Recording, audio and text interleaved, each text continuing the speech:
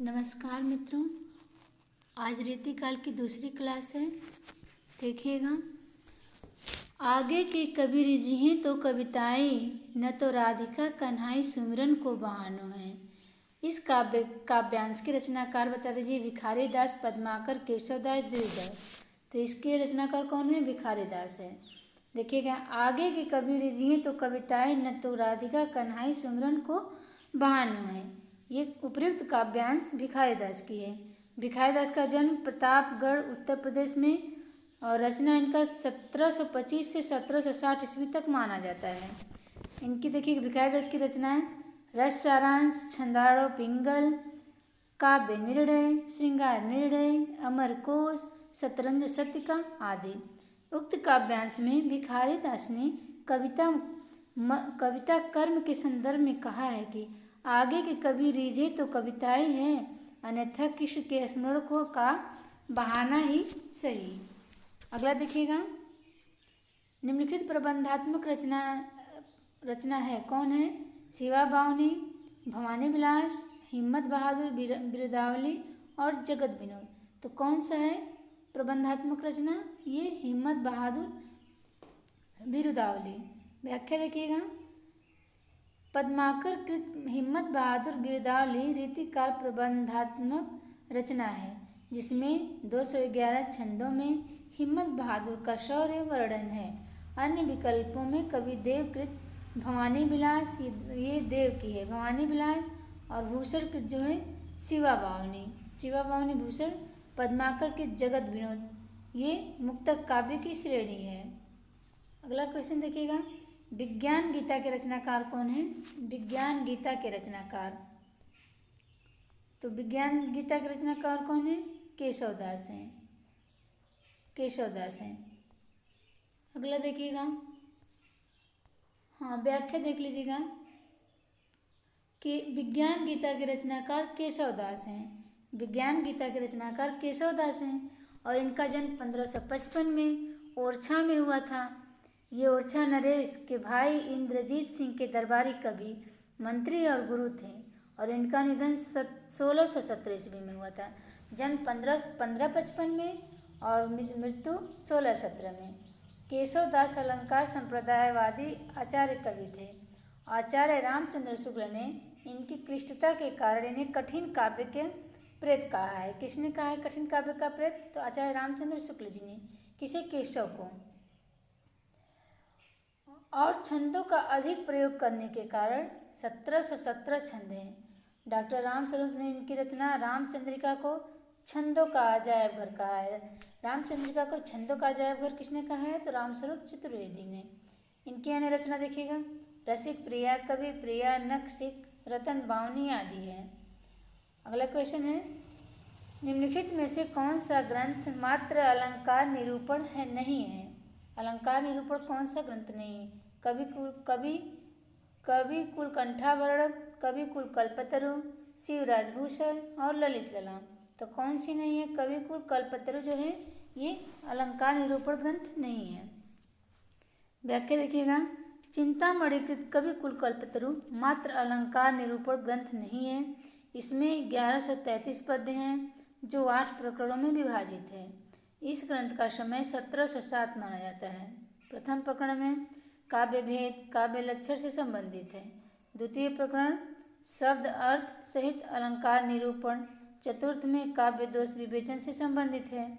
अब पंचम प्रकरण में इसके 3 भाग हैं, जिसमें शब्दार्थ निरूपण, ध्वनि और भेदोपदेय भेद है का विवेचन है।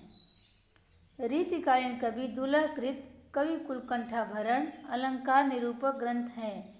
इसमें लक्षण और उदाहरण एक ही पद में कहे गए हैं, पर कवित्व और सवैया के समान बड़े छंद लेने से अलंकार स्वरूप और उदाहरण दोनों प्राप्त होता है।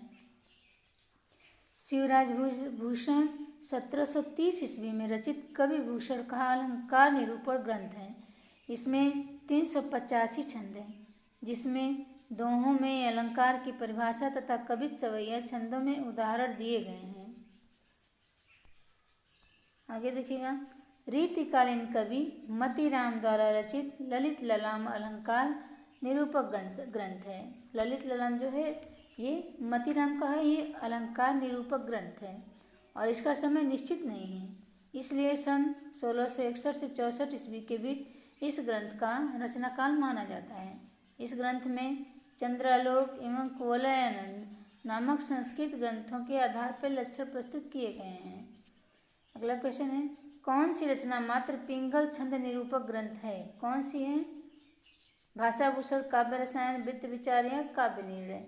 तो पिंगल छंद निरूपक ग्रंथ कौन सा है? वृत्त विचार है। व्याख्या देखिएगा, वृत्त विचार नामक 2 रीतिकालीन कवियों के छंद निरूपक ग्रंथ प्रकाश में आए, जिनके नाम हैं सुखदेव मिश्र और दशरथ मिश्र। विकल्पों में जसवंत सिंह कृत भाषाभूषण अलंकार निरूपक ग्रंथ है, देवकृत काव्य रसायन नायिका भेद निरूपक ग्रंथ है, जबकि भिखारी दास का काव्य निर्णय जो है काव्यांक निरूपक ग्रंथ है।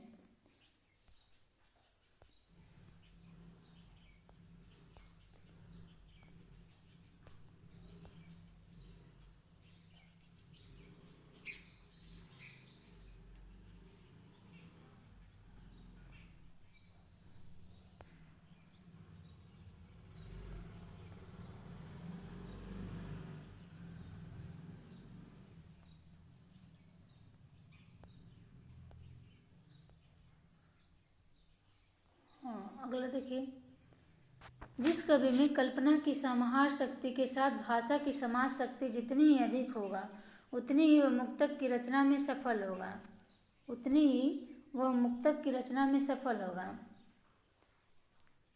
तर्क आर, यह क्षमता बिहारी में पूर्ण रूप से वर्तमान थी। बताइएगा इसमें कौन सही है?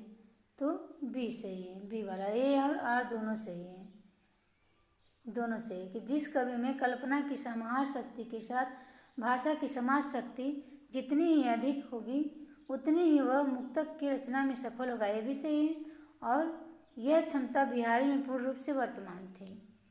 अब व्याख्या देखिएगा, आचार्य शुक्ल ने मुक्तक के लिए भाषा की समाज शक्ति और कल्पना की समाहार शक्ति आवश्यक बताया है। उनके अनुसार मुक्त कविता में जो गुण होने चाहिए वह बिहारी के दोहों में है, दोहों में अपने चरम उत्कर्ष पर पहुंचा है, इसमें कोई संदेह नहीं। इसका आधार पर स्थापना देखिए, जिस कवि में कल्पना की समाहार शक्ति के साथ भाषा की समाज शक्ति जितनी ही अधिक होगी, उतना ही वह मुक्तक की रचना में सफल होगा। तर्क आर, यह क्षमता बिहारी में पूर्ण रूप से वर्तमान थी, दोनों कथन सही है। अगला देखिएगा, जिस रचना को जनता का हृदय स्वीकार करेगा, जिस रचना को जनता का हृदय स्वीकार करेगा, उस कवि की कीर्ति तब तक बराबर बनी रहेगी जब तक स्वीकृति बनी रहेगी। ये आर है, ए है। और आर देखिएगा, क्या संस्कृत साहित्य में, क्या हिंदी साहित्य में सहस्त्र कवियों ने अपने आश्रयदाताओं राजाओं का प्रशंसा में ग्रंथ रचे जिनका आज पता तक नहीं है? ये बताइएगा कौन सही है कौन गलत है? तो ऑप्शन नंबर सी सही है, ए और दोनों सही है, इसमें ए और दोनों सही है। व्याख्या देखिएगा, आचार्य रामचंद्र शुक्ल ने रीतिकालीन कवि भूषण के लिए कहा है कि जिसकी रचना को जनता का हृदय स्वीकार करेगा, उस कवि की कीर्ति तब तक बराबर बनी रहेगी जब तक स्वीकृति बनी रहेगी। उपयुक्त कथन सही है जी, और सही बात ही है। देखिएगा, प्रेम की पीर, अगला क्वेश्चन है, प्रेम की पीर या इश्क का दर्द इनके एक एक वाक्य में भरा पाया जाता है। शुक्ल जी ने किसके संदर्भ में किया है? घनानंद, रसखान, ठाकुर, आलम। तो किसके संदर्भ में कहा है? आलम के संदर्भ में। व्याख्या देखिएगा, आचार्य रामचंद्र शुक्ल के शब्दों में प्रेम की पीर या इश्क का दर्द इनके एक एक वाक्य में भरा पाया जाता है। शुक्ल जी का यह कथन आलम के संदर्भ में सही है। रीतिकालीन कवि आलम प्रमोन्नत कवि थे। रीति कवि आलम थे, ये प्रमोन्नत कवि थे और अपनी तरंग के अनुसार रचना करते थे। श्रृंगार रस की ऐसी उन्मादनी उक्तियाँ इनकी रचना में मिलती हैं कि पढ़ने और सुनने वाले लीन हो जाते हैं।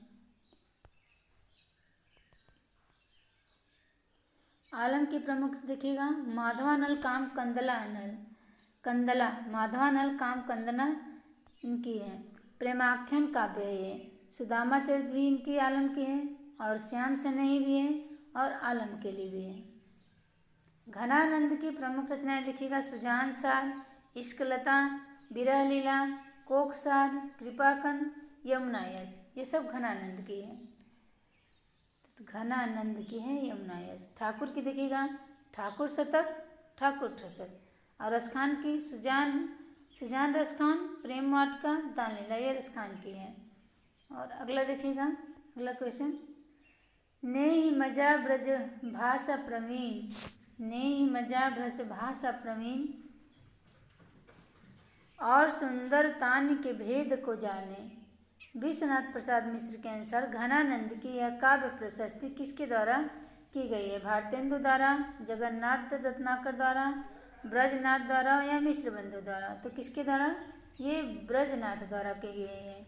विश्वनाथ प्रसाद मिश्र के अनुसार घनानंद की उपयुक्त काव्य प्रशस्ति ब्रजनाथ द्वारा की गई है। घनानंद रीति मुक्त काव्यधारा के प्रतिनिधि कवि माने जाते हैं, और घनानंद का जीवन काल 1689 से 1739 के बीच में स्वीकार किया गया है। घनानंद की कविताओं का ब्रजनाथ नामक व्यक्ति ने घनानंद कवित्व के नाम से संग्रहित किया है। उपयुक्त पंक्तियों में उन विशेषताओं की चर्चा की गई है जो घनानंद की रीति मुक्त कविताओं के गर्भ या गूढ़ अर्थ को समझने के लिए किसी व्यक्ति का होना अनिवार्य है। अगला देखिएगा, इनका सा अर्थ षष्ठों और नवोन्मेष बिरले ही कवियों में मिलता है।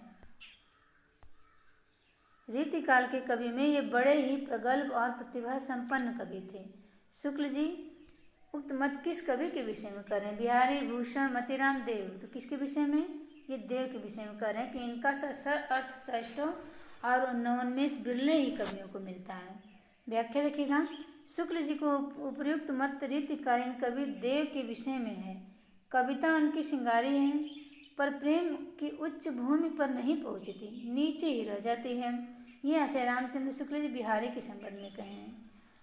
और दूसरा देखिएगा कथन, रीतिकाल के प्रतिनिधि कवियों में पद्माकर को छोड़कर और किसी कवि में मतीराम सी चलती भाषा और सरल व्यंजना नहीं मिलती। ये आचार्य रामचंद्र शुक्ल जी का कथन है। वे हिंदू जाति के प्रतिनिधि हैं। रामचंद्र शुक्ल भूषण के संदर्भ में कह रहे हैं कि वे हिंदू जाति के प्रतिनिधि हैं। अगला देखिएगा, सेनापति के काव्य कौशल के विषय में वर्णन विवरण कौन सा नहीं है? कवित्र रत्नाकर की प्रसिद्ध रचना है। कवित्र रत्नाकर अध्यात्म, रामचरित और राम भक्ति भावना से उत्प्रोत है। इनकी अप्रतिम सफलता उत्कृष्ट ऋतु वर्णन में है, और इनका श्लेष जो है प्रिय अलंकार है। तो ये सेनापति के काव्य में कौशल के विषय में विवरण सही नहीं है, तो ये बी वाला ऑप्शन सही नहीं है। कवित्र रत्नाकर आद्यांत रामचरित राम भक्ति भावना से ओतप्रोत है, ये सही नहीं है।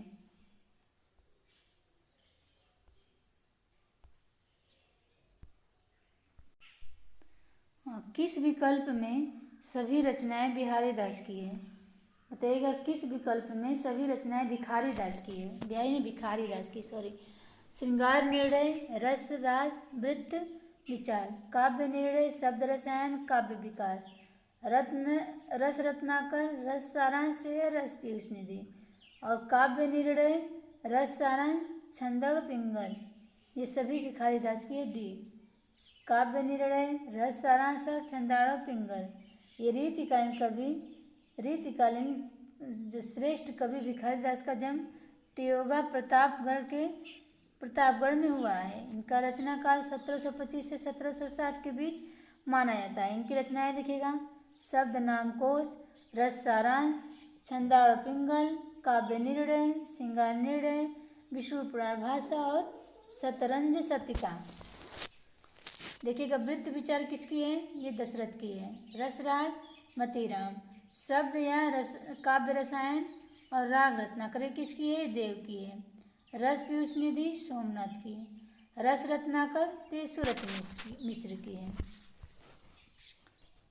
देखिएगा दशरथ वृत्त विचार और रसराज मतिराम रसराज शब्द या काव्य रसायन राग रत्नाकर शब्द या काव्य रसायन देव राग में राग रत्नाकर रस पीयूष निधि सोमनाथ रस पीयूष निधि सोमनाथ को रस पीयूष निधि सूरत मिश्र रस रत्नाकर। अगला देखिएगा मतिराम से संबंधित कथन कौन सा सही नहीं है। मतिराम से संबंधित कौन सा कथन सही नहीं है। देखिएगा रसराज और ललित ललाम इनकी विशिष्ट ख्याति के मुख्य आधार हैं। रसराज और श्रृंगार रस और नायिका भेद का ग्रंथ है। रसराज के नायिका भेद अत्यधिक चतुर और क्रिया विदग्ध हैं। ललित ललाम में अलंकारों के लक्षण और उदाहरण दिए गए हैं। तो ये ऑप्शन नंबर सी सही नहीं है कि रसराज के नायक और नायिका अत्यधिक चतुर और क्रिया विदग्ध है, सही नहीं है। व्याख्या देखिएगा रसराज के नायक और नायिका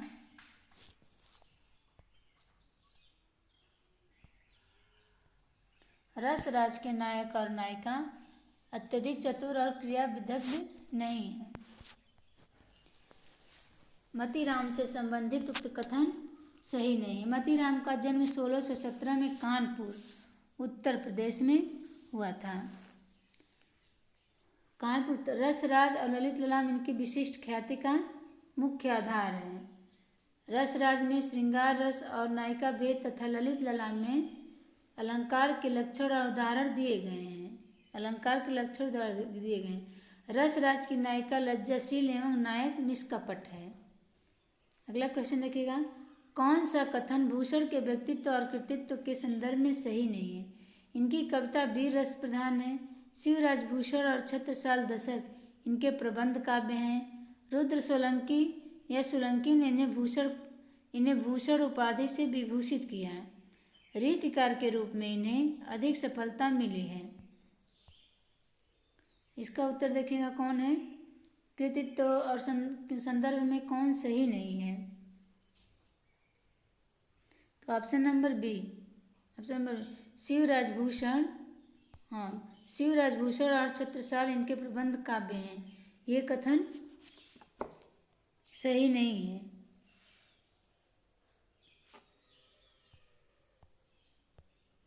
व्याख्या देखिएगा आधा पेज कट गया है इसमें से, क्या करें। शिवराज भूषण और छत्रसाल इनके प्रबंध काव्य हैं, यहाँ दिया हुआ है शिवराज भूषण और छत्रसाल इनके प्रबंध काव्य हैं। उपयुक्त कथन भूषण के व्यक्तित्व और कृतित्व के संदर्भ में सही नहीं है। कवि भूषण कृत शिवराज भूषण एक अलंकार निरूपण है।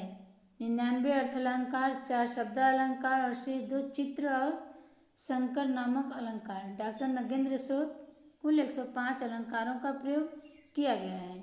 यह एक अलंकार निरूपक ग्रंथ है जिसमें शिवाजी का चरित्र चित्रण, तत्कालीन इतिहास एवं शिवाजी के संबंध प्रसंगों का प्रमाणिक वर्णन है। छत्रसाल दशक महाकवि भूषण द्वारा रचित प्रशस्तिपरक काव्य है जिसमें 10 कविताओं में बुंदेलों वीर छत्रसाल के शौर्य का वर्णन किया गया है। अगला देखिएगा देवकृत सुख सागर तरंग को नायिका भेद का एक विश्वकोश समझना चाहिए, ये कथन किस विद्वान का है। नागेंद्र का, विश्वनाथ प्रसाद का, मिश्र बंधु का और आचार्य रामचंद्र शुक्ल जी का। तो ये नागेंद्र का कथन है। व्याख्या देखिएगा देवकृत सुख सागर तरंग, ये देव की है सुख सागर तरंग, और इनको नायिका भेद का एक विश्वकोश समझना चाहिए, ये कथन नागेंद्र ने कहे हैं। सुख सागर तरंग देव की है और नायिका भेद का विश्वकोश समझे हैं डॉक्टर नागेंद्र ने। कवि देव का सुख सागर तरंग इनका अंतिम लक्षण ग्रंथ माना गया है जो पिहानी के अकबर अली खां को समर्पित है।